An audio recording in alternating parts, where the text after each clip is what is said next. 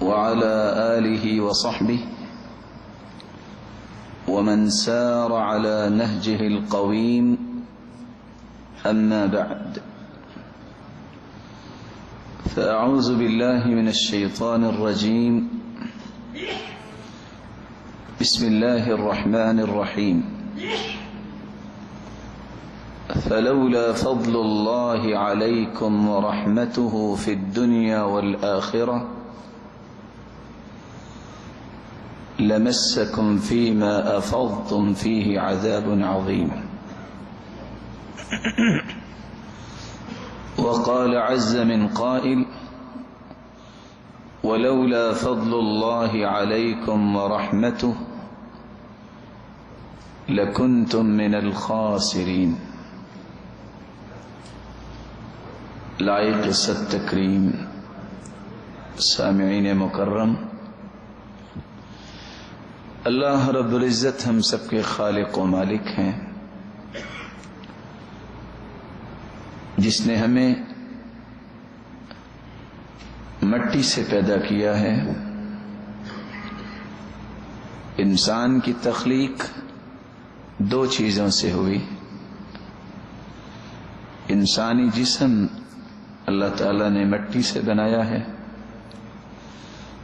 اور اس جسم کی نشو و نما کے لیے اس کی ضروریات اور غذا کا بندوبست بھی اللہ نے مٹی سے ہی کیا ہے۔ دوسری چیز، اس جسم کے اندر اللہ تعالی نے روح کو داخل کیا ہے، اور روح چونکہ اللہ نے آسمانوں سے بھیجی ہے،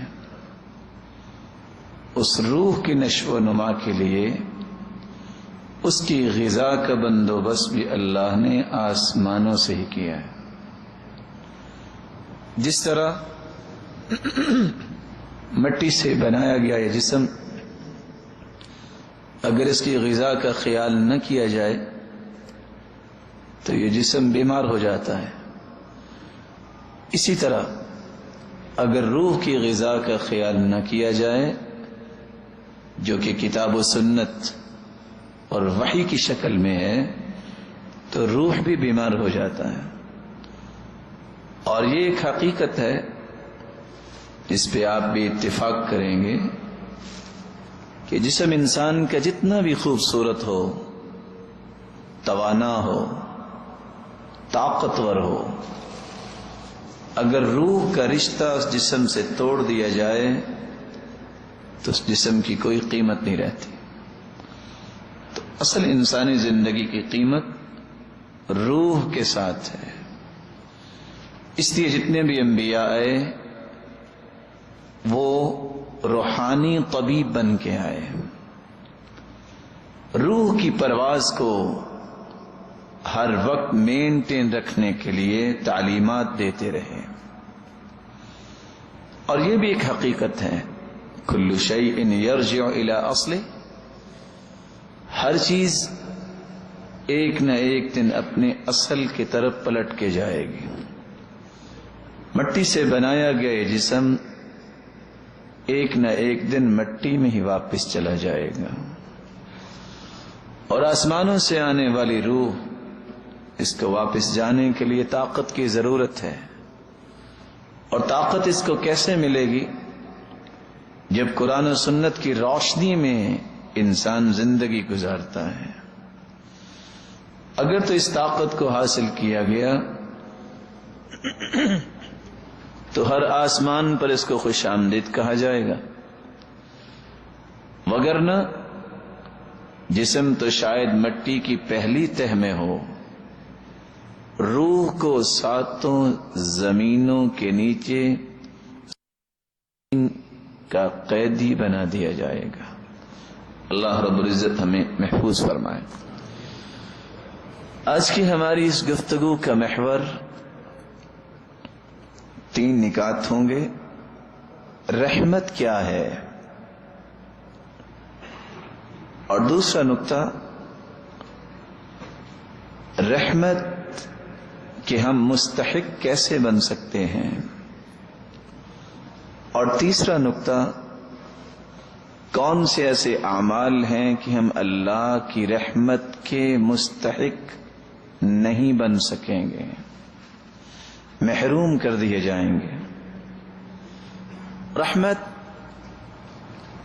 اس کا مطلب ہے مہربانی کرنا، شفقت کرنا، معاف کرنا، مغفرت کرنا. اور امام جرجانی رحمت اللہ علیہ رحمت کی تعریف کرتے ہوئے فرماتے ہیں الرحمت ہی ارادت ایصال الخیر. رحمت کا مطلب یہ ہے اللہ رب العزت اس پہ رحمت کا نزول فرماتے ہیں، اس کو خیر و برکت سے نوازنے کا ارادہ فرماتے ہیں. اور امام ابن القیم رحمت اللہ علیہ کہا کرتے تھے الرحمت سبب واصل بین اللہ و بین عبادہ. رحمت ہی ایک ایسی نعمت ہے جو مخلوق کو خالق سے ملاتی ہے. وَبِهَا أَرْسَلَ إِلَيْهِمْ رُسُلًا وَأَنزَلَ عَلَيْهِمْ كُتُبًا. یہ رحمت الہی کا ہی ایک مظہر ہے کہ اللہ نے انسانیت کی رشد و ہدایت کے لیے انبیاء کو مبعوث کیا. یہ رحمت الہی کا ہی ایک نمونہ ہے کہ اللہ رب العزت نے انسانیت کی رشد و ہدایت کے لیے نوشتہ ہدایت قرآن مجید، تورات، انجیل اور زبور کی شکل میں نازل کیا. وَبِهَا رَزَقَهُمْ وَعَافَاهُمْ وَأَنْعَمَ عَلَيْهِمْ وَهَدَاهُمْ يسكنهم دار ثوابه. یہ اللہ کی رحمت ہی ہے کہ انسانیت کو رزق سے نوازتے ہیں، نعمتوں سے نوازتے ہیں، عافیت سے نوازتے ہیں. اور یہ اللہ کی رحمت ہی ہوگی کہ کسی شخص کو اللہ جنت میں داخل فرمائیں گے. کیونکہ رسول اللہ صلی اللہ علیہ وسلم نے فرمایا تھا لن يدخل احدكم الجنة بعمله. کوئی شخص اپنے عمل کی وجہ سے جنت میں نہیں جائے گا. قیل یا رسول اللہ صلی اللہ علیہ وسلم ولا انت. سوال کرنے والے نے سوال کیا سرتاج رسول صلی اللہ علیہ وسلم آپ بھی؟ قال ولا انا الا ان يتغمدني الله برحمته. شامل حال نہ ہو تو میں بھی نہیں جا سکتا. قرآن مجید میں تلکم الجنت اورثتموها بما کنتم تعملون، تمہیں جنت ملے گی عمل کی وجہ سے. جنت اللہ کی رحمت کی وجہ سے ملے گی. اعمال تو رحمت باب ہیں، اور جتنے کسی کے اعمال زیادہ ہوں گے اتنا ہی جنت میں مقام اونچا ہوگا. رسول اللہ صلی اللہ علیہ وسلم پر قرآن نازل ہوا، اور قرآن رحمت کے معانی کو بیان کرتا ہے. ہم جب اللہ سے رحمت مانگتے ہیں تو ہمارا مقصود کیا ہوتا ہے؟ ہم اللہ سے اللہ کی محبت مانگتے ہیں. ارشاد ربانی ہے وَجَعَلْنَا فِي قُلُوبِ الَّذِينَ رَأْفَةً وَرَحْمَةً. جن کے دلوں میں اللہ کی نازل کردہ کتاب، اللہ کی محبت، اس کے پیغمبروں، اللہ رب العزت فرماتے ہیں ہم انہیں اپنی محبت سے نواز دیتے ہیں. تو جب انسان اللہ سے رحمت مانگتا ہے تو گویا مطالبہ کرتا ہے کہ اے اللہ مجھے اپنے محبوب لوگوں میں شامل فرما دے۔ رحمت کا مطلب رزق انسانی بھی ہے۔ جب انسان کہتا ہے اے اللہ مجھے رحمت سے نواز دے، اس کا مطلب یہ بھی ہوتا ہے کہ مجھے حلال، طیب اور وافر رزق سے نواز دے۔ اللہ رب العزت قرآن مجید میں فرماتے ہیں قل لو انتم تملكون خزائن رحمت ربی اذا لأمسكتم خشية الإنفاق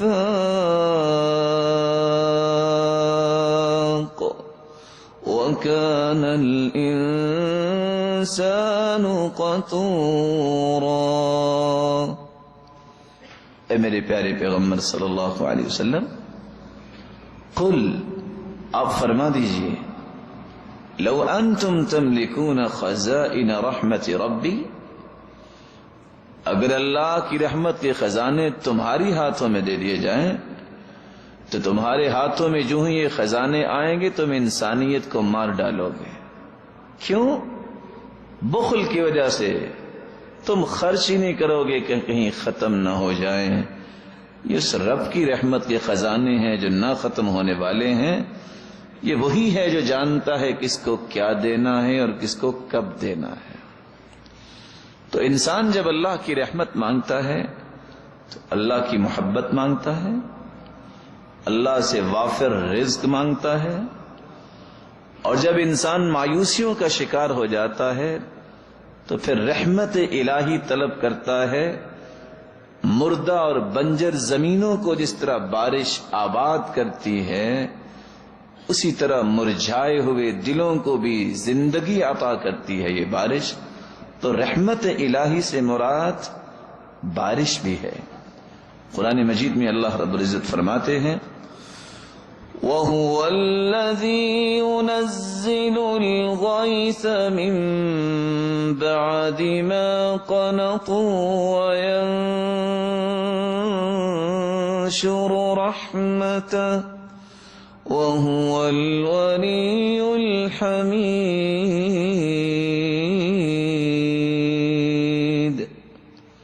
جب انسانیت مایوس ہو جاتی ہے تو کون ہے جن کو مایوسی سے نکال کر خوشی کی طرف لے آتا ہے؟ وہ اللہ کی ذات ہے۔ اللہ رب العزت ہمیں اپنے مقربین کی صف میں شامل فرمائے۔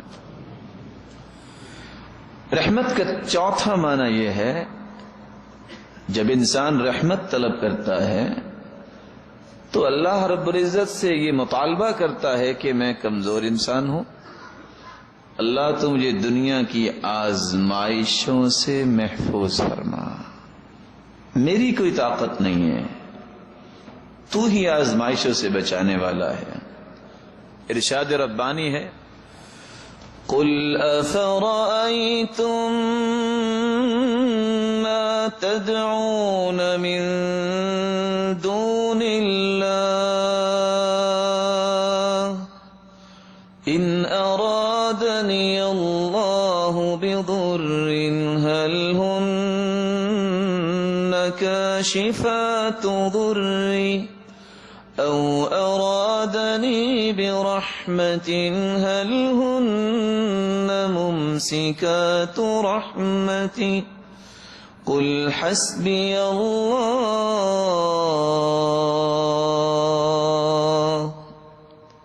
اے میرے پیارے پیغمبر صلی اللہ علیہ وسلم، قل آپ ان لوگوں سے فرما دیجئے افرأيتم ما تدعون من دون الله، ایک بات تو بتاؤ، اللہ کے علاوہ جن کو تم پکارتے ہو، ان ارادنی اللہ بضر هل هن کاشفات ضری، اگر اللہ کا یہ فیصلہ ہو جائے کہ مجھے کوئی دکھ پہنچنا ہے تو یہ سارے مل کے اس دکھ کو دور کر سکتے ہیں؟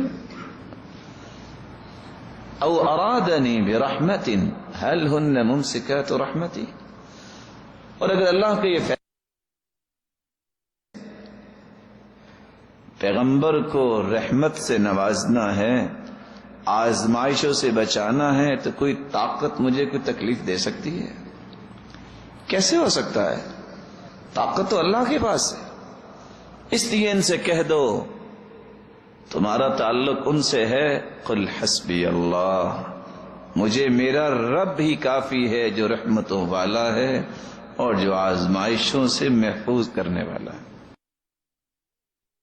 رحمت الہی کا پانچواں معنی یہ ہے کہ انسان کمزور ہے، انسان اللہ سے مطالبہ کرتا ہے کہ اے اللہ میرے ظاہری اور باطنی دشمن ہیں، شیطان سب سے بڑا دشمن، کافر دشمن، منافق دشمن، اور کچھ کمزور ایمان والے مسلمان بھی دشمن، جب وہ حسد، بغض، عداوت، عصبیت اور تعصب کی نظر ہو جاتے ہیں تو وہ بھی دشمن بن جاتے ہیں۔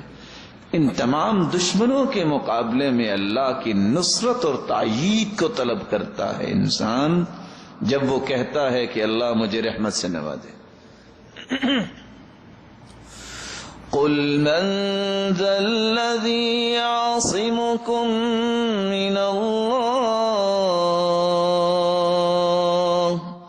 ان اراد بکم سوءا او اراد بكم رحمة ولا يجدون لهم من دون الله وليا ولا نصيرا قل من ذا الذي يعصمكم من الله، اے میرے پیارے پیغمبر صلی اللہ علیہ وسلم آپ ان سے کہہ دیجئے، من ذا الذي يعصمكم من الله ان اراد بكم سوءا، اگر اللہ نے یہ فیصلہ کر لیا ہے کہ تمہیں دشمن کا سامنا کرنا ہے اور دشمن چاروں طرف سے امڑ آیا ہے، کوئی ہے تمہیں بچا جائے؟ اور اگر اللہ نے یہ فیصلہ کر دیا ہے کہ ساری دنیا بھی آج اکٹھی ہو جائے تو اللہ تمہیں اس دشمن سے بچائے گا، کوئی دشمن تمہیں نقصان پہنچا سکتا ہے؟ اس لیے یقین کر لو جو اللہ کے علاوہ اپنے دل کو لگا لیتے ہیں کسی اور چیز سے، لا یجدون لهم من دون اللہ ولیا ولا نصیرا، اللہ کے علاوہ کوئی مددگار ان کو میسر نہیں آئے گا۔ میں اپنی بات کو ایک لمحے کے لیے روکنا چاہوں گا، ایک چھوٹا سا سوال کر سکتا ہوں آپ بھائیوں سے؟ آپ سب میرے بھائی ہیں نا ماشاءاللہ، کس کس کو بات سمجھ آ رہی ذرا ہاتھ تو کھڑا کریں۔ پوچھ بھی سکتا ہوں کہ میں نے کتنی باتیں بیان کر دی؟ بتائیے۔ دینی مجلس کا نا ایک تقدس ہوتا ہے۔ میری خواہش یہ ہے جو ہم نے سلف کے بارے میں پڑھا، سنا اور نیک لوگوں کو دیکھا، اسامہ بن شریک رضی اللہ تعالیٰ عنہ کہا کرتے تھے جب اللہ کے رسول ہمیں قرآن و حدیث کی بات بتاتے، حدیث تھی تو صحابہ کرام اس طرح بیٹھتے کأن علی رؤوسہم الطیر، جیسے ان کے سروں پہ پرندے بیٹھے ہیں۔ ویسے ہو سکتا ہے کوئی ضروری کام ہی ہو، کوئی ساتھی اٹھ کے ادھر جاتا ہے، کوئی ادھر جاتا ہے، امید ہے کام ختم ہو ہی ہوں گے۔ اگر آپ تھوڑا سا پسند کریں تو تھوڑا سا آگے آگے آ سکتے ہیں۔ ساتھی جو کھڑے ہیں نا ان سے بھی ادب سے گزارش کر دیجئے کہ تشریف رکھیں، ہم آپ کا زیادہ وقت نہیں لیں گے لیکن کم از کم جو وقت لگے وہ اچھا لگ جائے۔ اللہ آپ سب کو عزت سے نوازے اور برکت سے نوازے۔ تو رحمت کا مطالبہ جب انسان کرتا ہے، یہ بات میں وضاحت کر دوں کہ میں نے کیوں کہا کہ آگے آ جائیں۔ آپ نے صحیح بخاری کی روایت سنی ہوگی، 3 لوگ آئے تھے نا، ایک بیٹھ گیا، ایک نے کوشش نہیں کی پیچھے بیٹھ گیا، اور تیسرا ویسے چلا گیا کہ بہت بیٹھے ہوئے ہیں۔ تو اللہ کے رسول نے کیا فرمایا تھا؟ جس نے جگہ بنائی فآواہ اللہ، اللہ نے بھی اپنی رحمت میں اس کو جگہ دے دی۔ جس نے حیا کرتے پیچھے بیٹھ گیا اللہ نے بھی اس سے حیا کی، اور جو منہ پھیر کے واپس چلا گیا فعرضہ اللہ، تو اللہ نے بھی اس سے اعراض کر لیا۔ اس لیے جب یہ دینی مجلس ہوتی ہے تو انسان کو قریب ہو کے بیٹھنا چاہیے۔ اللہ کی محبت کا مطالبہ، رزق کی فراوانی کا مطالبہ،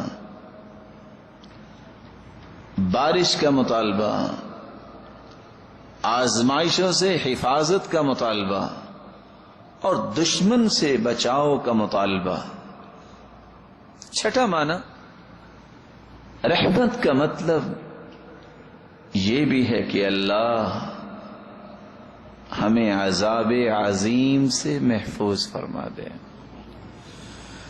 فلولا فضل اللہ علیکم ورحمتہ فی الدنیا والآخرہ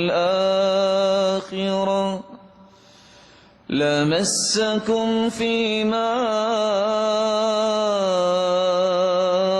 افضتم فیہ عذاب عظیم۔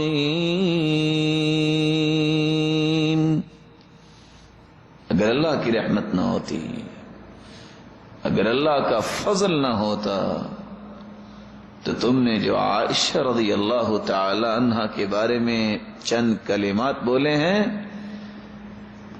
دنیا اور آخرت میں یہ اللہ کی رحمت کا نتیجہ ہے کہ اللہ نے بچا لیا ہے، وگرنہ تم اللہ کے بہت بڑے عذاب میں پھنس جاتے۔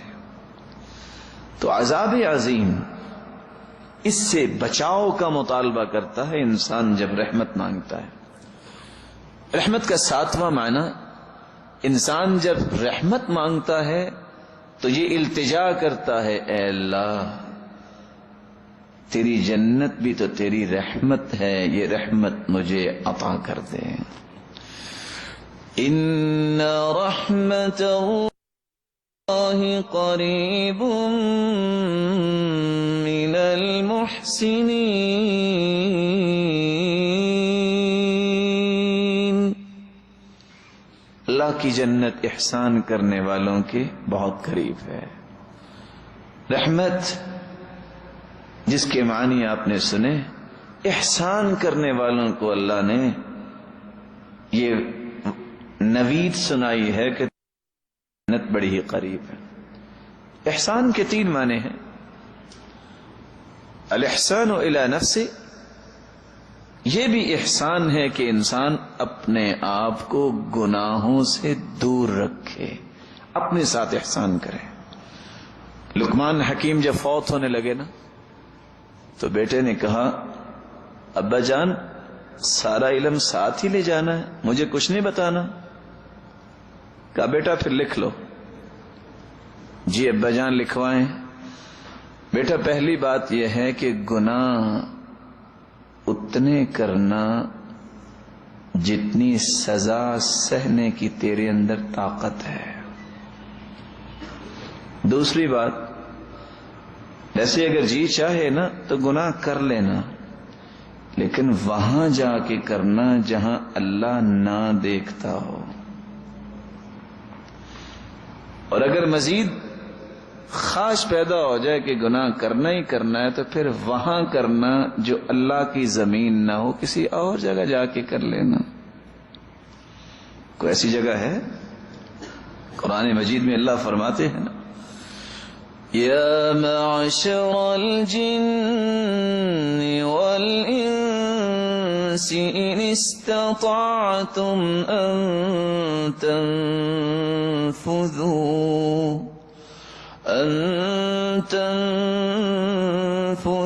من اقطار السماوات والارض فانفذوا لا تنفذون الا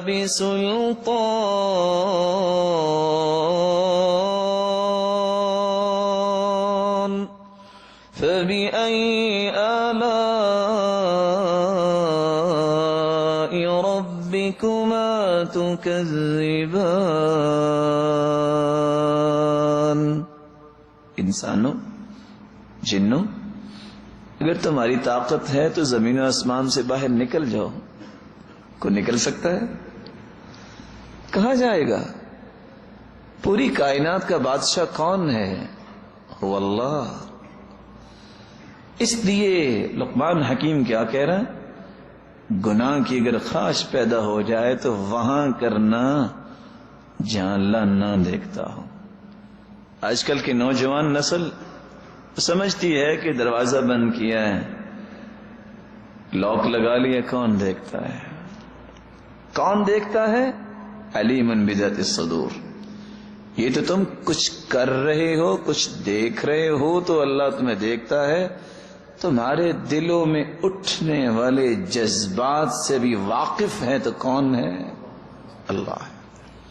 اور میں اس بات کو سمجھانے کے لیے ایک چھوٹی سی آیت ہے، اتنی مبارک آیت ہے، وہ پیش کرنے سے پہلے ایک چھوٹا سا سوال کروں گا تاکہ بات سمجھ آ جائے کہ ہم کہاں کھڑے ہیں.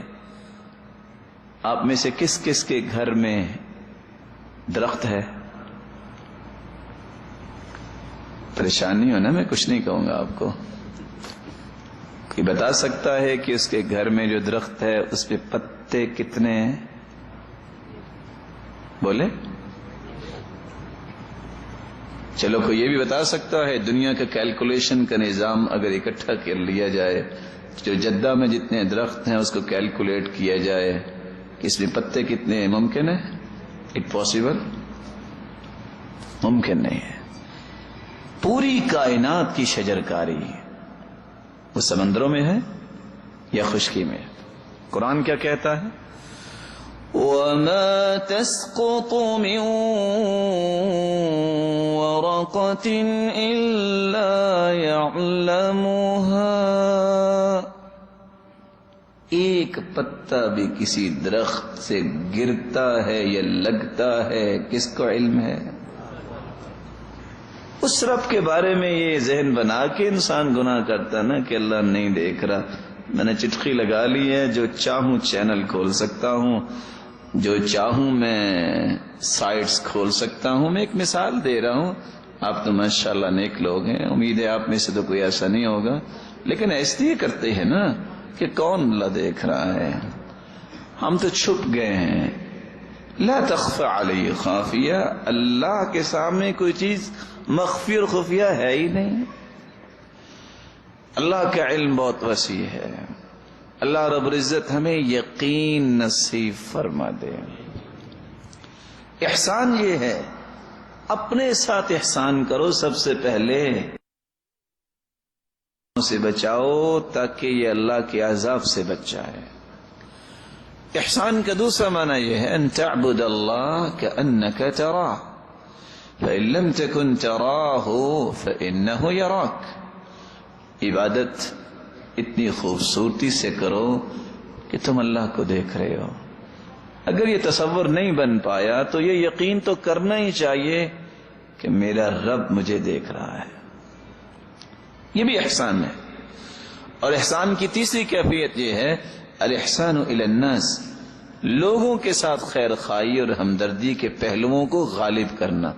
صحیح بخاری کی روایت ہے بینما رجل یمشی بطریق اذ وجد غصن شوک فأخرہ فشکر اللہ له وفی روایت اخرى فغفر له وفی روایت ثالثہ فأدخل الجنہ. ایک آدمی جا رہا تھا، اس کو کانٹے اس نے کانٹے راستے سے اٹھا کے ایک سائڈ پہ کر دیے. بھلا کیوں؟ کسی میرے مسلمان بھائی کو تکلیف نہ.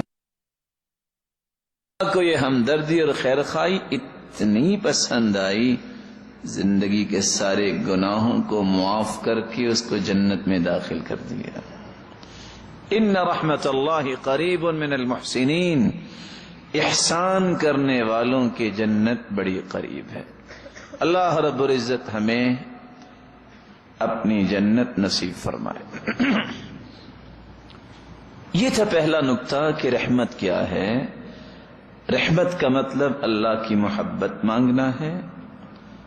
رحمت کا مطلب اللہ سے وافر الحلال رزق مانگنا ہے، بارش طلب کرنا ہے، آزمائشوں سے بچنے کی التجا کرنا ہے. دشمنوں سے حفاظت مانگنا ہے اور اللہ کی جہنم سے پناہ مانگنا ہے، اللہ کی جنت کا تقاضا کرنا ہے۔ دوسرا نقطہ، کون سے ایسے اعمال ہیں کہ جن کو کرنے سے ہم اللہ کی رحمت کے مستحق بن جائیں گے۔ سب سے پہلا عمل، اللہ کی رحمت اس کو ملتی ہے جس کا تعلق قرآن مجید سے مضبوط و مربوط ہو جاتا ہے۔ جتنا انسان کا تعلق قرآن سے مضبوط ہوتا ہے اتنا وہ اللہ کی رحمت کا زیادہ مستحق بنتا ہے۔ ارشاد ربانی ہے، وَنُنَزِّلُ مِنَ الْقُرْآنِ مَا هُوَ شِفَاءٌ وَرَحْمَةٌ لِّلْمُؤْمِنِينَ وَلَا يَزِيدُ الظَّالِمِينَ إِلَّا خَسَارًا۔ ہم نے قرآن کو شفا بنا کے اتارا ہے اور رحمت بنا کے اتارا ہے۔ کوئی رحمت کا متلاشی ہے اس قرآن سے تعلق جوڑے۔ کیسا تعلق؟ جیسا صحابہ کرام کا تعلق تھا۔ عمر رضی اللہ تعالیٰ عنہ کو دیکھیے، تھے تو انسان ہی نا، لیکن کتنے پیارے انسان، سبحان اللہ۔ کلام کرتے ہیں، اللہ اس کو وحی بنا کے نازل کر دیتے ہیں۔ بیت اللہ میں آئے، آ کے کہتے ہیں یا رسول اللہ صلی اللہ علیہ وسلم، لو اتخذنا هذا المكان للمصلى، اگر یہاں مقام ابراہیم پہ 2 رکعتیں پڑھ لیں تو۔ ابھی ادھر بات کی ہے، ہواؤں اور فضاؤں میں تیرتے ہوئے جبریل آئے اور قرآن کی آیت لے کے آگے، واتخذوا من مقام ابراہیم مصلی۔ عمر کی رائے وحی بن کے آگے اللہ کے رسول صلی اللہ علیہ وسلم کے پاس تشریف لائے، کہتے یا رسول اللہ صلی اللہ علیہ وسلم، دخل علیک البر والفاجر ولو امر بالحجاب۔ آپ کے پاس نیک لوگ بھی آتے ہیں، برے لوگ بھی آتے ہیں، اگر آپ مومنوں کی ماؤں کو پردے کا حکم دے دیں تو۔ لیکن اللہ کے رسول تو اس وقت تک کوئی حکم نہیں دے سکتے تھے جب تک اللہ کا حکم نہ ہو۔ ابھی یہ بات ہوئی، ادھر سے جبریل امین آئے اور پردے کی آیات نازل ہو گئی۔ سبب کیا ہے؟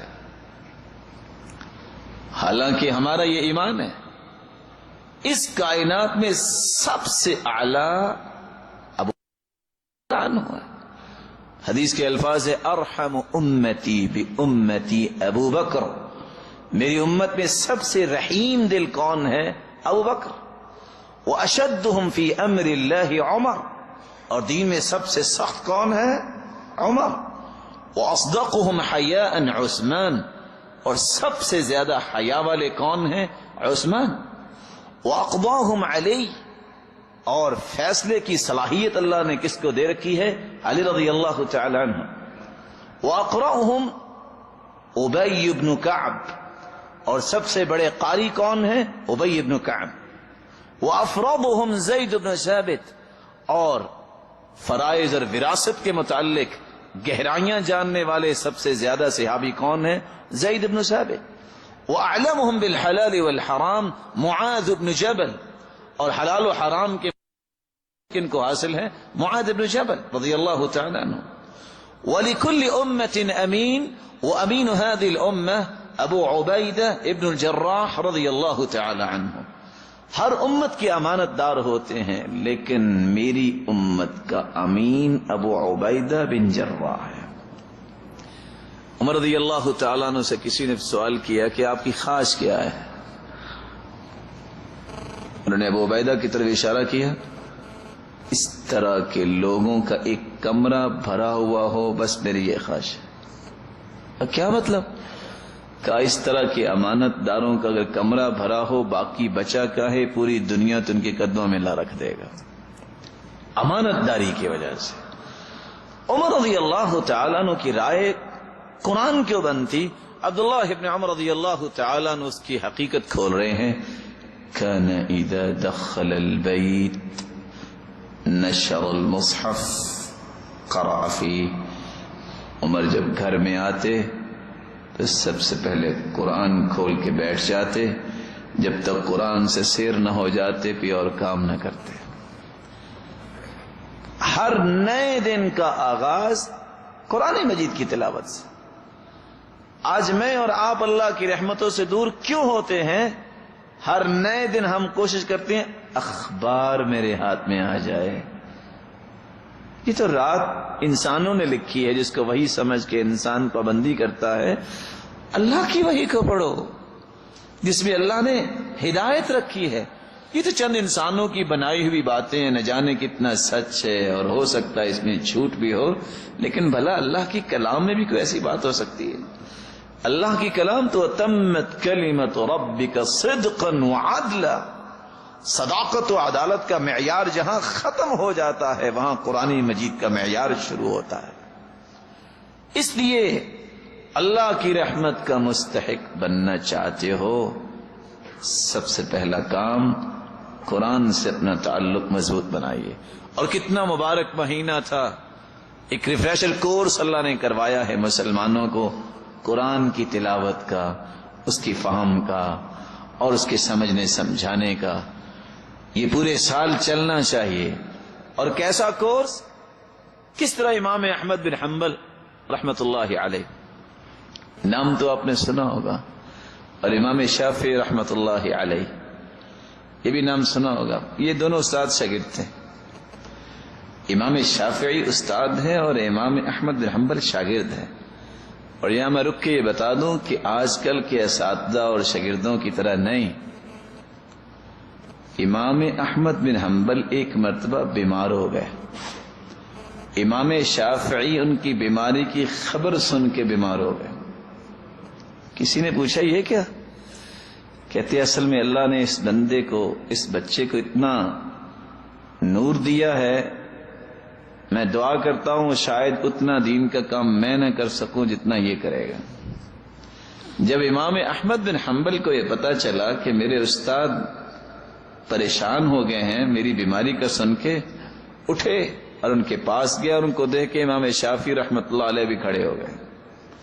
اتنا احترام تھا ان لوگوں میں۔ اور وہ لوگ تو جب کسی استاد کے پاس پڑھنے جاتے، ہم تو کہتے نا یہ دیکھا ہے کتنا استاد ہے اور کیا پڑھا ہے، مجھ سے کچھ زیادہ پڑھا ہے۔ ہوتا شاگرد اور کہتا مجھ سے کچھ زیادہ پڑھا ہے۔ وہ جب جانے لگتے تو دعا کرتے اللہم استر عیب معلمی عنی ولا تذهب برکت علمہ منی۔ اے اللہ میں جس سے پڑھنے کے لیے سیکھنے کے لیے جا رہا ہوں وہ انسان ہے، اے اللہ اس کی کمی کوتاہیوں پہ پردہ ڈال دے، اس کی کمی کوتاہی مجھے نظر ہی نہ آئے۔ ولا تذهب برکت علمہ منی، اور جو تو نے اسے علم کی برکتوں سے نواز رکھا ہے مجھے محروم نہ کرنا۔ الغرض امام شافعی رحمت اللہ علیہ، ان کے بارے میں امام احمد بن حنبل نے گھر کہا کہ آج میرے استاد آ رہے ہیں۔ آج بھی عربوں کا یہ مزاج ہے، اس وقت بھی مزاج تھا۔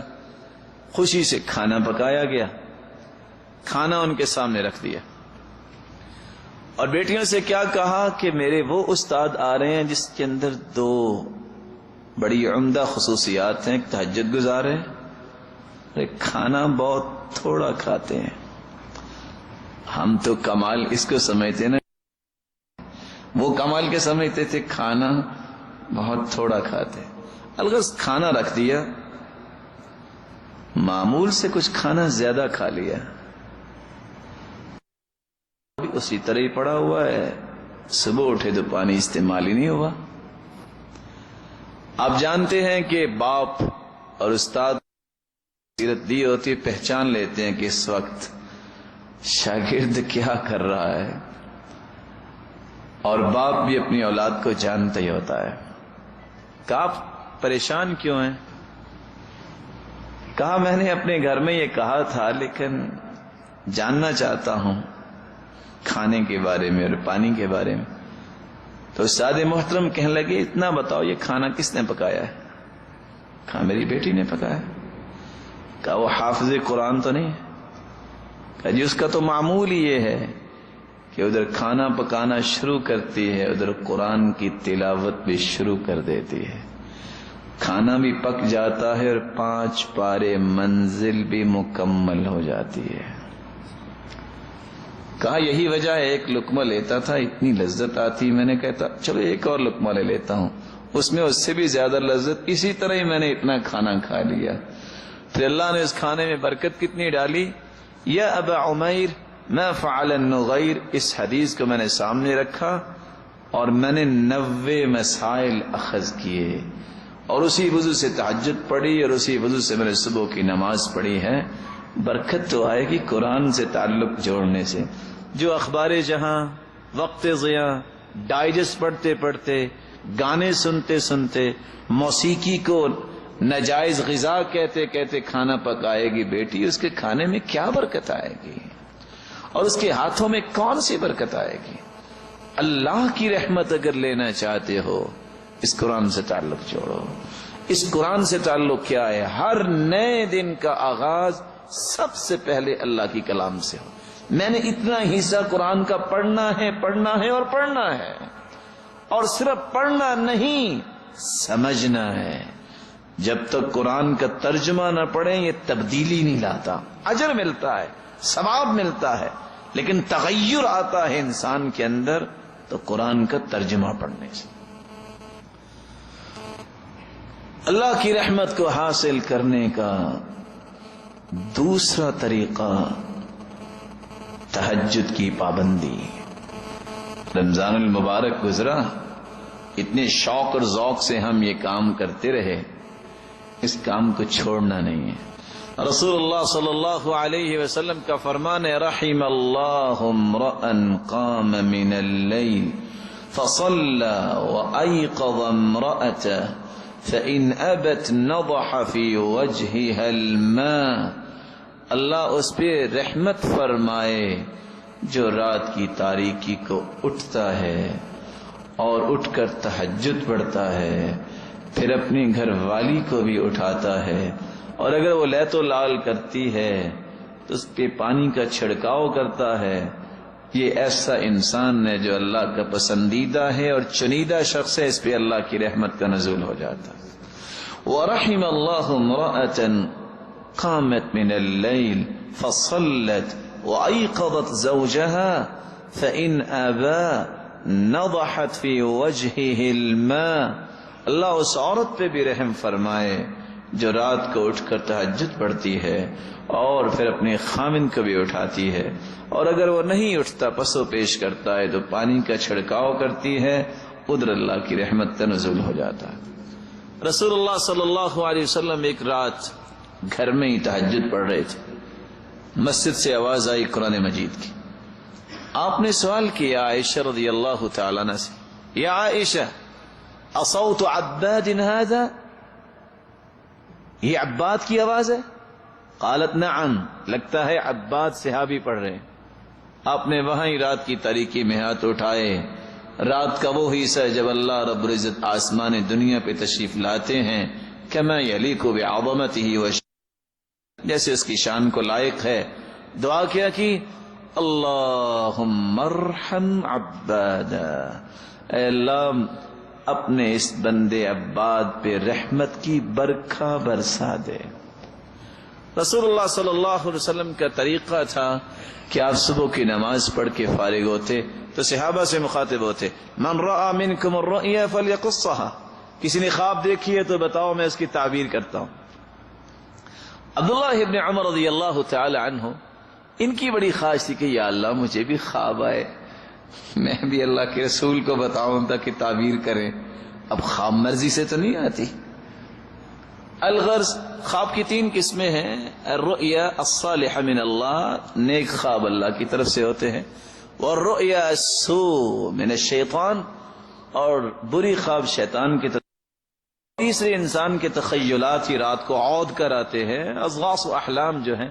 الغرض ایک دن عبداللہ بن عمر کو خواب آ گئی، خواب آئی، بھاگے مسجد کو، نماز پڑھی، صحابہ تشریف فرما تھے، ایک کی تعبیر ہوئی، دوسرے کی وقت نہیں ملا، گئے اپنی بہن کے گھر حفصہ رضی اللہ تعالی عنہ کے گھر، کہا مجھے خواب آئی ہے تو میں تعبیر پوچھنا چاہتا ہوں۔ خواب کیا ہے؟ میں رات سویا ہوا تھا، ایک آنے والا آیا، دوسرا آیا، اور دونوں نے مجھے اٹھایا اور مجھے لے کے چل پڑے۔ میں نے دیکھا شور، آواز آئی اور تنور جیسی جگہ سے آگ نکل رہی ہے۔ ففزعت، میں ڈر گیا۔ آگے سے ایک شخص آیا، ایک فرشتہ آگے کہتے لم ترع، لم ترع، ڈرنے کی بات نہیں۔ رسول اللہ صلی اللہ علیہ وسلم نے اس خواب کی تعبیر کیا کی؟ 4 کلمات سے۔ نعم الرجل عبد اللہ لو كان يصلي من اللیل۔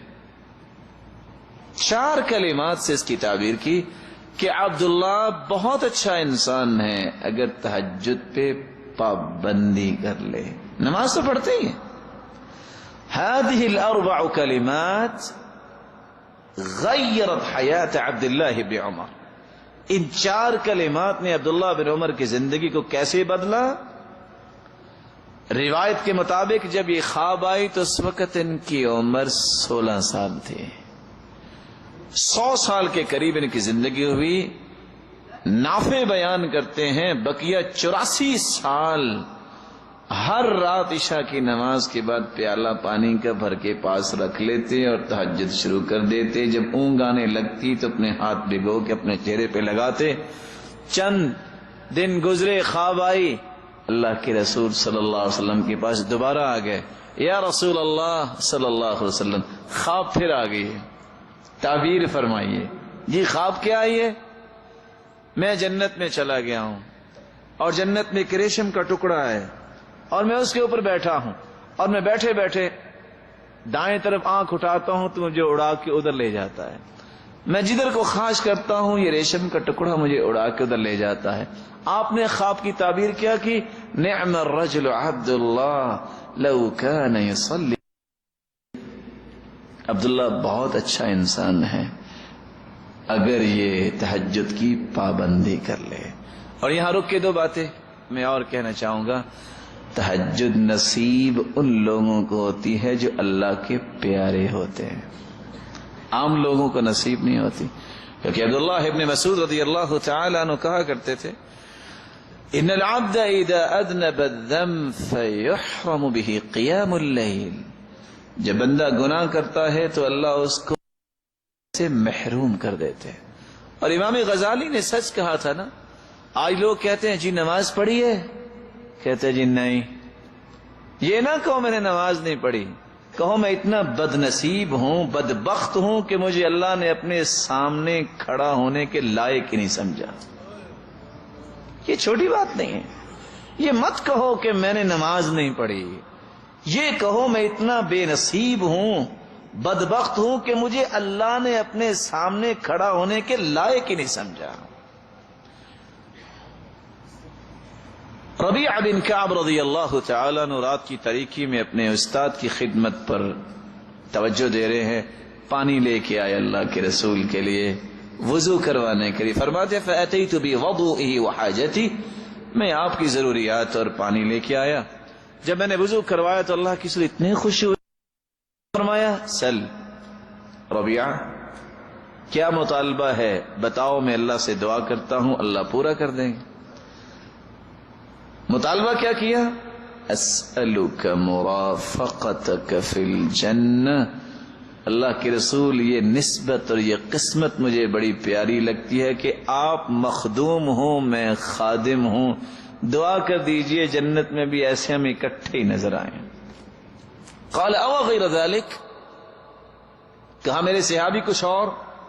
قال هو ذاک یا رسول اللہ صلی اللہ علیہ وسلم، اللہ کے رسول جنت میں آپ کی صحبت مل جائے اس سے بڑا بھی کوئی انعام ہے؟ فرمایا فأعنی علی نفسک بکثرۃ السجود، چاہتے ہو کہ جنت میں تم میرے ساتھ ہو تو پھر کثرت سے نوافل پڑھا کرو، قیامت کے دن تم میرے ساتھ نظر آؤ گے۔ اب اس حدیث پہ تھوڑا سا غور کیجئے۔ آج کا استاد اگر شاگرد کو کہے مانگو کیا مانگتے ہو، کتنی لمبی لسٹ پیش کرے گا؟ یہ الگ بات ہے وہ دے یا نہ دے۔ اور دوسری بات، یہاں نوافل کی بات ہو رہی ہے۔ ایسے ماشاءاللہ اصحاب عقل و دانش بیٹھے ہوں گے کہ جنہوں نے رمضان میں بھی سنتے چھوڑی ہوں گی، اور میری بات سننے والے کتنے ایسے ہوں گے جنہوں نے رمضان میں تراویح بھی چھوڑی ہوگی۔ رسول اللہ صلی اللہ علیہ وسلم نے کتنی خوبصورت بات بتائی۔ 5 مرلے کے پلاٹ کے لیے پوری زندگی وقف کرتا ہے انسان، میرا مکان بن جائے۔ یہاں اللہ کے رسول فرماتے ہیں من صلی 12 رکعہ فی یوم ولیلہ بنی لہ بیت فی الجنہ، 12 رکعتیں جو دن اور رات 24 گھنٹے میں پڑھ لیتا ہے، 4 قبل الظہر ورکعتین بعدها ورکعتین بعد المغرب ورکعتین بعد العشاء ورکعتین قبل صلاة الفجر، 4 ظہر سے پہلے، 2 ظہر کے بعد، 2 مغرب کے بعد، 2 عشاء کے بعد، 2 فجر سے پہلے، یہ 12 رکعتیں جو پڑھ لے اللہ رب العزت اس کا جنت میں گھر بنا دیتے ہیں۔ یہ گھر نہیں جو دنیا میں ہے، وہاں تو ایک چھوٹے سے چھوٹا خیمہ جو ہے وہ کتنا ہوگا، عرضها 60 میلا، 60 میل تو اس خیمے کی چوڑائی ہوگی، اور مٹی کا نہیں بنے گا۔ ان فی الجنت لخیمۃ مجوفۃ من لؤلؤ، موتی کے اندر خیمہ ہوگا جس کی چوڑائی 60 میل ہوگی۔ یہاں سے باہر کتنا ہے جی؟ کوئی ہے اتنا انسان جس کے 60 میل لمبائی کا مالک ہو؟ ایسا خیمہ کبھی کسی نے دیکھا ہے؟ لیکن ہر روز انسان اللہ کی جنت میں گھر بنا سکتا ہے، لیکن اس سے بڑی بدقسمتی کیا ہے کہ رمضان کے مہینے میں بھی انسان کو یہ نصیب نہ ہو، رمضان کے مہینے میں بھی انسان اس پہ توجہ نہ دے، انسان پھل جب پکا ہوا ہو پھر بھی نہ کھائے، اس سے بڑی محرومی کوئی نہیں ہے، اس سے بڑی بدبختی کوئی نہیں ہے۔ اللہ رب العزت ہمیں محفوظ فرمائے اور ہمیں توفیق سے نوازے کہ ہم اللہ رب العزت کے انعامات کے مستحق بننے والے بن جائیں۔ رسول اللہ صلی اللہ علیہ وسلم نے تیسرا طریقہ بیان کیا ہے اللہ کی رحمت کو حاصل کرنے کا۔ انسان اپنے اندر نرمی پیدا کرے۔ رحم اللہ رجلا سمحا اذا باع، سمحا اذا اشترى، سمحا اذا قضى، سمحا اذا اقتضى۔ اللہ کی رحمت ہوگی اس پہ جو خریدتا ہے کوئی چیز تو نرمی کے ساتھ۔ کیسے؟ السلام علیکم ورحمۃ اللہ وبرکاتہ، میرے محترم مجھے یہ چیز چاہیے، نرمی، یہ نہیں اے تیرے پاس ہے یہ دے دے گا وہ، اور بیچتا بھی ہے تو نرمی سے، مرحبا السلام علیکم، آئیے تشریف لائیے، اگر آپ کو کچھ چیز پسند ہے تو لیجئے، وگرنہ اللہ آپ کے لیے کسی اور جگہ سے اچھا بندوبست فرما دے۔ اس کو ملے نہ ملے دوبارہ ضرور آئے گا، اور اگر یہ کہ اے کی لانا تو دوبارہ آئے گا، رحمت بھی نہیں ملے گی اور وہ بھی دوبارہ نہیں آئے گا۔ سمحا اذا قضى سمحا اذا اقتضى، معاملات تو دنیا میں بنتی ہوتی ہیں، کسی سے لینا ہے یا دینا ہے، لینا بھی ہے، السلام علیکم یہ مجھے اس وقت ضرورت ہے، اگر آپ مہربانی فرمائیں تو یہ امانت مجھے واپس کر دیں، نرمی کے ساتھ۔ ابو الیسر کا قصہ آپ نے سنا ہوگا، وہ جب ایک شخص، ان کا کام یہ تھا وہ قرض دیا کرتے تھے، اور حدیث کے الفاظ یہ ہیں صدقہ اس کا 10 گنے اجر ملتا ہے، اور اگر کوئی قرض دیتا ہے تو اس کا 18 گنے اجر ملتا ہے۔ یہ ایک الگ بات ہے کہ آج کل یہ دور ختم ہے، کیونکہ جو قرض دیتا ہے وہ کہتا ہے آئندہ نہیں دوں گا کیونکہ ملتا نہیں ہے، یہی وجہ ہے نا۔ ابو الیسر شخص نے چھلانگ لگائی اور چارپائی کے نیچے چھپ گیا، بیٹے کو بلایا، ابو کہاں ہیں؟ بچے بھی معصوم ہوتے ہیں، بعض بچے سیدھے ہی آ کے کہہ دیتے ہیں، ابو کہتے ہیں وہ گھر میں نہیں ہیں، بچوں کو کیا پتا۔ کہا اس کو جا کے کہو میں تمہیں کچھ نہیں کہوں گا، میری بات سنو۔ کہا تم نے کیوں نہیں قرض؟ کہا سنو، اللہ کے رسول صلی اللہ علیہ وسلم نے فرمایا تھا من محا عن غریم او عفا عن اثبت اللہ قدم یوم تزل الاقدام، جو قرض معاف کر دے، کسی کا قرض اتار دے، اس دن اس پوری دنیا کے قدم اکھڑ رہے ہوں گے، اللہ اس کے قدم جنت میں جما دے گا۔ یہ ہے نا تیرا شک، اس کو چیر کے کہا جاؤ تمہیں میں نے قرض معاف کر دیا۔ رسول اللہ صلی اللہ علیہ وآلہ وسلم نے رحمت لینے کے طریقے بتائے ہیں، نرمی کو غالب کرو. اور انسان رسول اللہ صلی اللہ علیہ وسلم فرمایا کرتے تھے لا ينزع الرحمہ الا من شقی، بدبخت ہے وہ انسان جس سے رحمت اور نرمی چھین لی جائے. کیا مطلب؟ یہ اس کی بدبختی کی علامت ہے کہ اس کے اندر سختی کا یہ پہلو ہے، اور بدبختی کی علامت ہے کہ اس کو اللہ نے نرمی عطا نہیں کی، رحمت کا یہ پہلو عطا نہیں کیا. انما یرحم اللہ، اللہ تعالی رحمت کرتے ہیں الرحماء، جو لوگوں پہ رحم کرنے والے ہیں.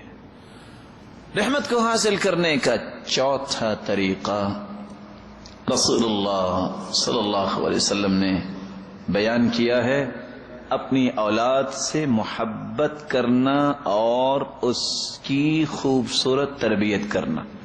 جاء اعرابی الى رسول اللہ صلی اللہ علیہ وسلم، ایک دیہاتی اور بدوی شخص آیا اور اس نے آ کے دیکھا کہ صحابہ اپنے بچوں کو چمکار رہے ہیں، ان کو بوسہ دے رہے ہیں.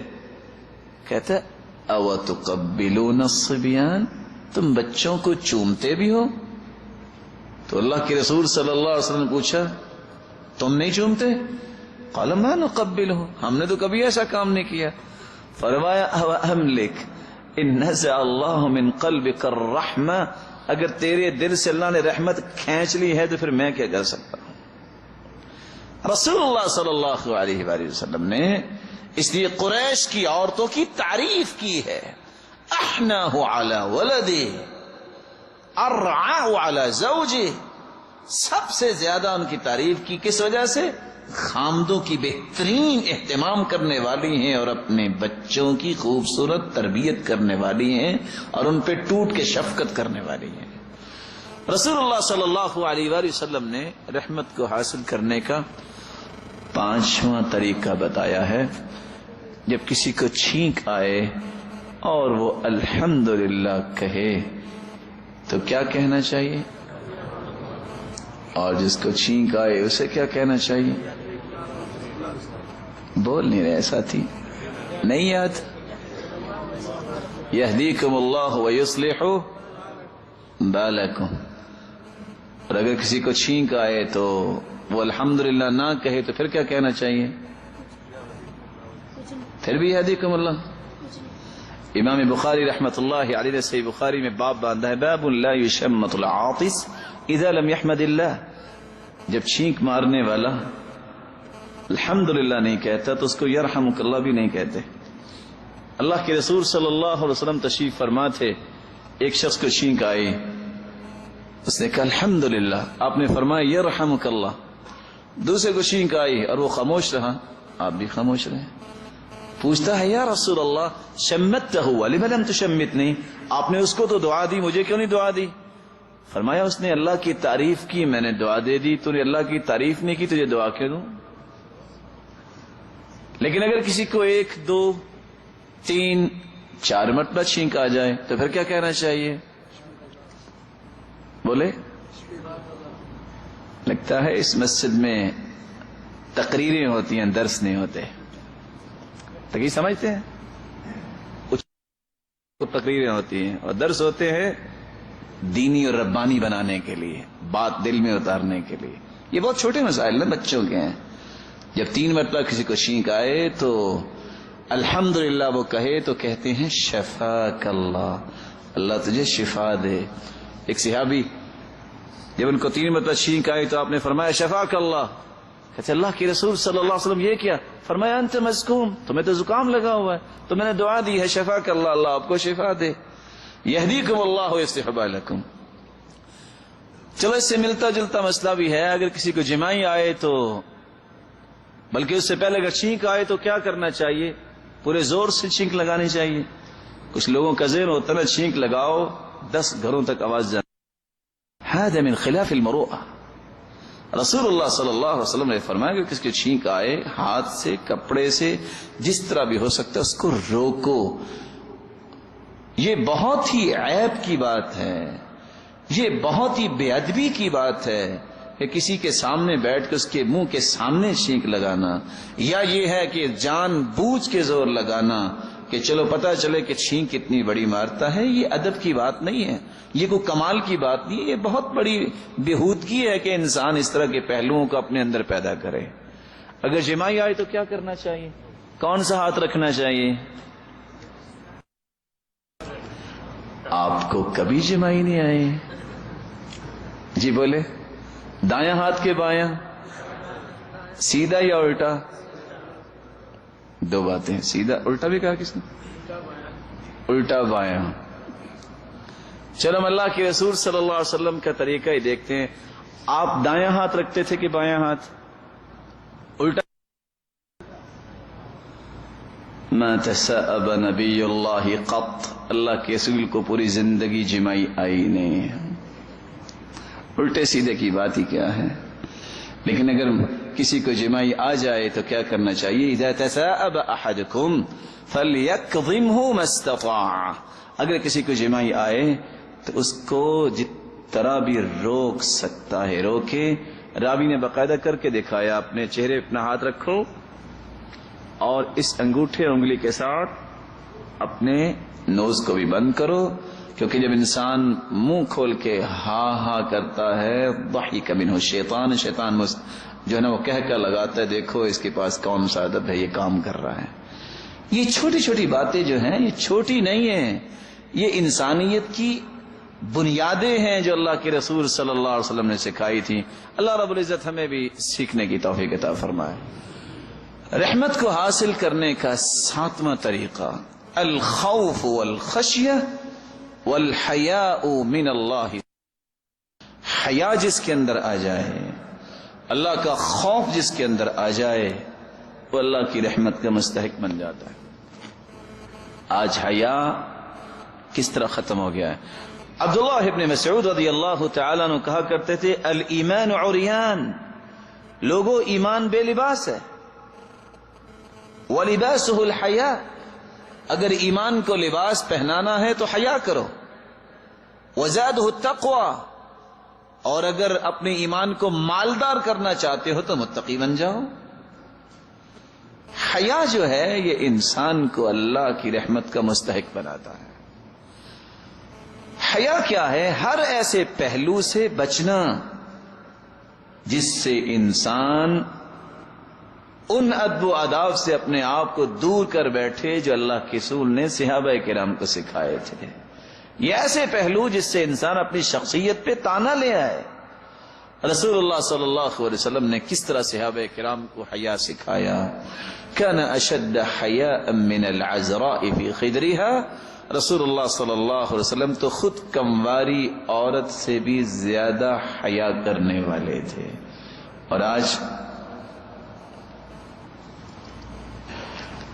حالت یہ ہے کہ آج نیک سے نیک گھرانے بھی اس پہلو میں غفلت کا شکار ہو رہے ہیں۔ اللہ رب العزت ہر ایک کو حیا کی توفیق عطا فرمائے۔ اور کہنے والے بہت اچھا کہا، فلا والله ما في العيش خير ولا الدنيا إذا ذهب الحياء، يعيش المرء ما استحيا بخير ويبقى العود ما بقي اللحاء، إذا لم تخش عاقبة الليالي ولم تستحي فاصنع ما تشاء۔ اللہ کا خوف، قبر کی اندھیر کوٹری کسی کو یاد نہ ہو، جو چاہے کر لے۔ اللہ کی قسم و زندگی میں کوئی خیر نہیں، اس انسان میں کوئی خیر نہیں جس کے اندر حیا نہیں ہے۔ اور انسان اس وقت تک خیر کے ساتھ رہتا ہے جب تک حیا کے ساتھ رہتا ہے، اور اس وقت ایمان بھی اس کا ختم ہو جاتا ہے، کیونکہ الایمان والحیاء قرنا جميعا فاذا رفع احدهما رفع الاخر۔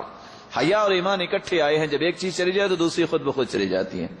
درخت ہرا بھرا رہتا ہے جب اس کا چھلکا نہ اتارے، ٹہنیاں اور چھلکے اتار لیں تو درخت خشک ہو جاتا ہے۔ حیا انسان سے ختم ہو جائے تو اس کا ایمان بھی خشک ہو جاتا ہے۔ خوف کیسا؟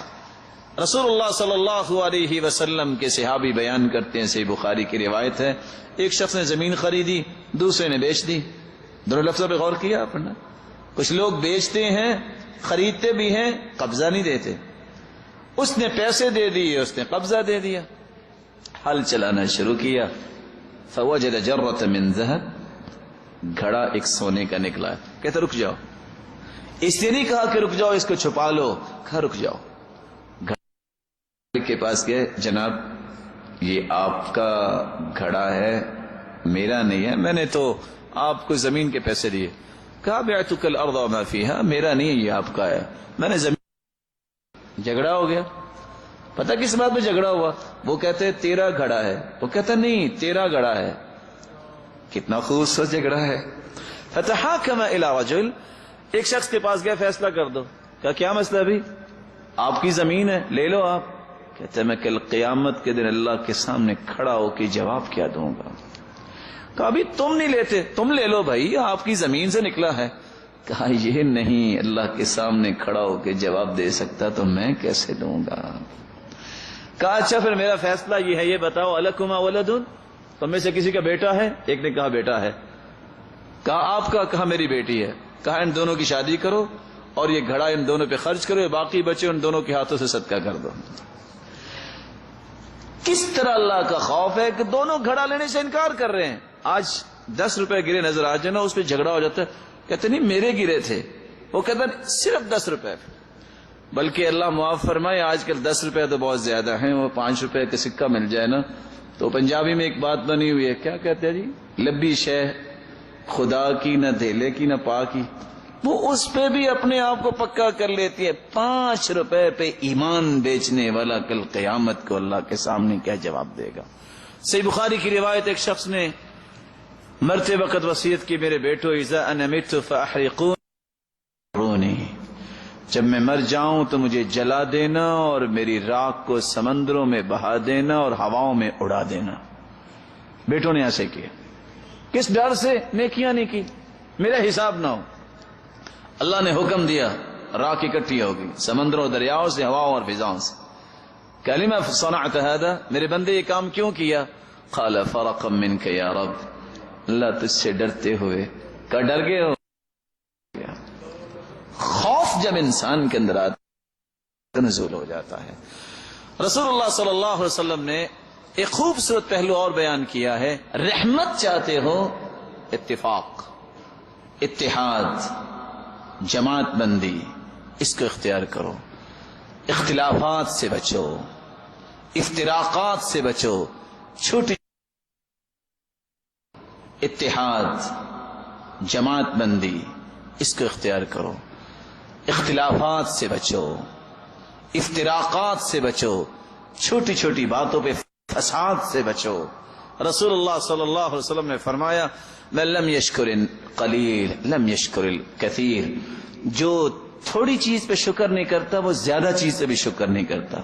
ومن لم یشکر الناس لم یشکر اللہ، جو لوگوں کا شکریہ ادا نہیں کرتا وہ اللہ کا بھی شکر گزار بندہ نہیں بن سکتا۔ پھر فرمایا التحدث بنعمت اللہ شکر، اللہ کی نعمت اس کو بیان کرنا یہ اس کا شکر ہے۔ وترکها کفر، اور اللہ کی نعمتوں کو چھپا جانا یہ ناشکری ہے۔ اور فرمایا الجماعت رحمہ والفرقۃ عذاب، جماعت بندی یہ اللہ کی رحمت ہے، اور والفرقہ، اور اختلاف کرنا عذاب، یہ اللہ کی عذاب کا سبب ہے۔ چھوٹی چھوٹی باتوں پہ مسلمان آپس میں لڑائیاں کر رہے ہیں، ان لڑائیوں کا کیا فائدہ؟ آئیے اللہ کی رحمت کے مستحق بننا چاہتے ہو تو اپنے سارے ذاتی اختلافات کو ختم کر دو، اور اگر کوئی ایسے اختلافات بھی ہیں جو دلائل کے محتاج ہیں تو محبت احترام سے دلائل ان کے سامنے رکھیے۔ اس لیے رسول اللہ صلی اللہ علیہ وسلم نے فرمایا تھا رحمت سے محروم مشرک ہے۔ ان اللہ لا یغفر ان یشرک بہ، قیامت کے دن اگر توبہ نہیں کی تو مشرک اللہ کی رحمت کا مستحق نہیں بنے گا، یہ جہنم میں جائے گا۔ کافر اللہ کی رحمت سے محروم ہے۔ بغیر حساب کے جہنم میں جائے گا. یہ لا نقیم لهم یوم القیامت وزنا، ان کے اعمال تولے نہیں جائیں گے کیونکہ عمل ہوں گے ہی نہیں. بغیر حساب کے جہنم میں جائیں گے کافر، مشرک اور کافر. اور اس لیے رسول اللہ صلی اللہ علیہ وسلم نے فرمایا ان اللہ احتجب التوبہ عن كل صاحب بدعہ حتی یدعها. بدعتی انسان، اس کے سامنے اللہ نے چادر، ایک پردہ لٹکا دیا ہے. اللہ رب العزت اسے دیکھنا بھی پسند نہیں کرتے، دیکھنا بھی پسند نہیں کرتے. اور دوسری روایت سلسلہ صحیحہ کی کیا ہے؟ ان اللہ احتجر التوبہ عن كل صاحب بدعہ حتی یدعها. جب تک بدعتی بدعت کو چھوڑ نہیں دیتا، ساری رات سجدے میں پڑا رہے، اللہ اس کی توبہ کو قبول ہی نہیں کرتے. اس لیے بدعت کا معنی یہ ہے اس کو اللہ کے رسول کی ذات پسند نہیں ہے. جو اللہ کے رسول دین لے کے آئے ہیں یہ دین اسے پسند نہیں ہے. یہ سمجھتا ہے کہ اس میں اضافہ ہو سکتا ہے، اس میں کمی ہو سکتی ہے. یہ سمجھتا ہے کہ اس سے معزز ہستی بھی کوئی دنیا میں اور ہے. ایسے شخص کی طرف اللہ رب العزت نظر رحمت کیسے ڈالیں گے؟ اس لیے میری اللہ سے دعا ہے اللہ رب العزت ہمیں اپنی رحمتوں کا مستحق بنائے. اللہ رب العزت ہمیں شرک سے بچائے، کفر سے بچائے اور بدعت سے بچائے. ہمیں ایسے قول و عمل کی توفیق عطا فرمائے جس سے اللہ راضی ہو کہ ہمیں اپنی رحمت کا مستحق بنا دے. اور یاد رکھنا، نیکیاں کرتے ہیں، کبھی اپنی نیکیوں پہ غرور نہ کرو. اللہ کی رحمت شامل حال نہ ہوئی تو بخشش نہیں ہوگی. امام ابو ذر رازی رحمت اللہ علیہ 7 لاکھ حدیثوں کے یہ حافظ تھے. کتنے لاکھ؟ کبھی گنتی گنی ہے 7 لاکھ؟ آپ نے اپنے دیہات، گاؤں، شہر میں دیکھا کسی کو سند کے ساتھ کو 100 حدیث بھی یاد ہو؟ کبھی سنا ہے؟ 7 لاکھ حدیثیں. اور کہا کرتے تھے میں نے حدیث سیکھنے کے لیے 30,000 میل پیدل سفر کیا ہے. کسی نے پوچھا پھر تھک گئے؟ بس اتنا ہی؟ فرمایا ثم ترکت العد، پھر میں نے گننا چھوڑ دیا تھا. پھر بھی سفر کرتا رہا لیکن میں نے پھر گننا چھوڑ دیا تھا.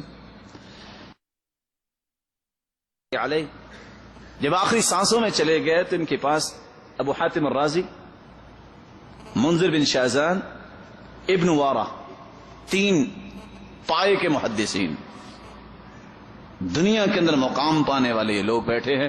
اور کیوں؟ ہم تو کوئی ہاسپٹل میں آج چلا جائے نا تو اس کے سامنے رو رو کے مزید اس کو بیمار کر دیتے ہیں. کتنے لوگ ہیں جو بیمار کے سامنے بیٹھ کے اللہ کی رحمت کی بات کرے، اللہ تعالیٰ کی عنایات کی بات کرے، اس کی نیکیاں اس کو یاد دلائے تاکہ اللہ کے ساتھ اس کا حسن ظن بنے اور وہ اللہ کی طرف امید اس کی بڑھے اور اس کو کلمے کی بات اور نیکی کی بات بتائے. بہت لوگ کم ہیں. اب یہ تینوں بیٹھے سوچ رہے ہیں کہ اب تو حالت زیادہ بگڑ رہی ہے. حدیث میں آتا ہے لقنوا موتاکم بلا الہ الا اللہ، جو قریب المرگ ہو اس کو کلمے کی تلقین کریں. اب اتنے بڑے محدث، اس کو کون تلقین کرے؟ محدث وہ بھی تھے لیکن ابو ذر رازی تو ابو ذر رازی تھے. اور حدیث میں آتا ہے من کان آخر کلامہ لا الہ الا اللہ دخل الجنہ، جس کی زندگی کے آخری لمحات میں زبان پہ کلمہ جاری ہو جائے وہ جنت میں جائے گا. تینوں نے مشورہ کیا کیا؟ تلقین تو کر نہیں سکتے کیونکہ احترام بہت ہے، اتنا بڑا انسان ہے. چلو ہم ایسا کرتے ہیں وہ حدیث جو ہے نا وہ اس کے سامنے پڑھتے ہیں تو ان کو یاد آ جائے گا. ایک نے شروع کیا حدثنا بندار قال حدثنا عبد الحمید بن جعفر عن صالح، جان بوجھ کے رک گیا تاکہ پتہ چلے شاید اس کو سند آگے آ نہیں رہی. دوسرا کہتے ٹھہرو میں مکمل کرتا ہوں. حدثنا بندار قال حدثنا عبد الحمید بن جعفر عن صالح بن ابی.